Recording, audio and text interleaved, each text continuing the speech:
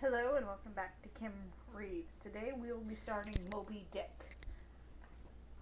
by Herman Melville. Chapter 1, The Spouter Inn. Call me Ishmael. Some years ago I was in need of work. I had no plans for my life and no real home, so I decided to go to sea and see some of the world. I had done this before. Whenever I feel a bit low or that life is too hard, I get to work on a ship.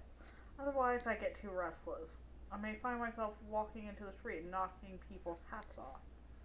I doubt I am the only man who feels this way. If you are in the city near the ocean, you will see hundreds of people gazing at the water. I cannot understand how some can work in an office. I need freedom in the open sea or I would go mad. Men like me cannot resist the pull of the sea. We would spend our last dime for a trip to the beach.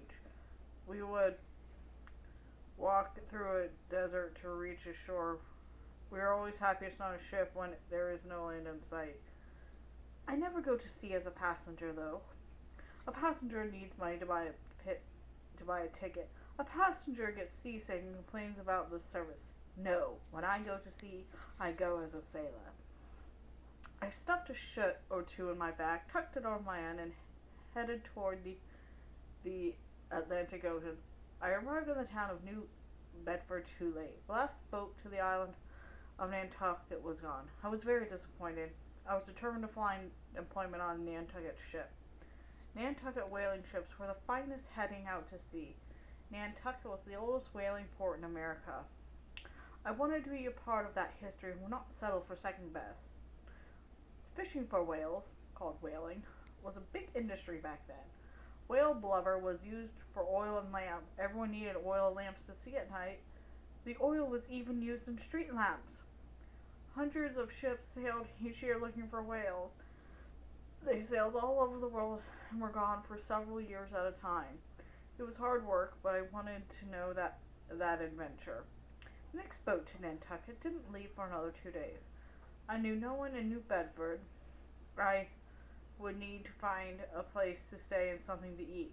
So I walked toward the water where cheap hotels would surely be found. At last I found the Spouter Inn. The sign said the owner was Peter Coffin.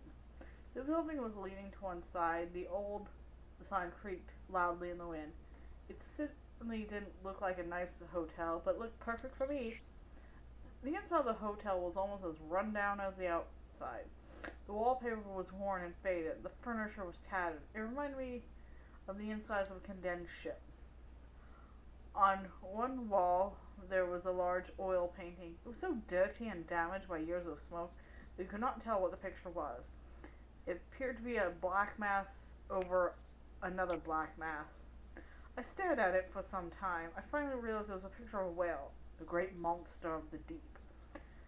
The opposite wall was covered with harpoons and spears. There are tools that a whaler uses.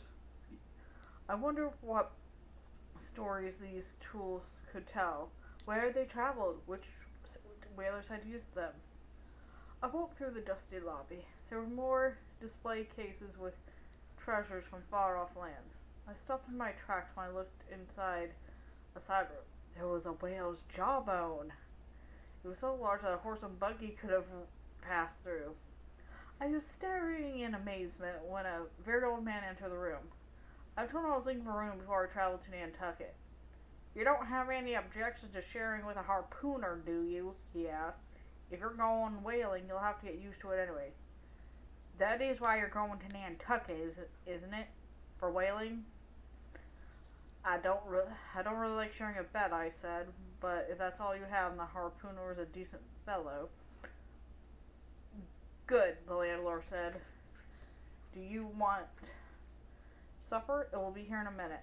He walked out of the room. I was left alone with my thoughts. I wondered what would happen next and what might be served for supper. Okay, that's the end of chapter 1. See you later.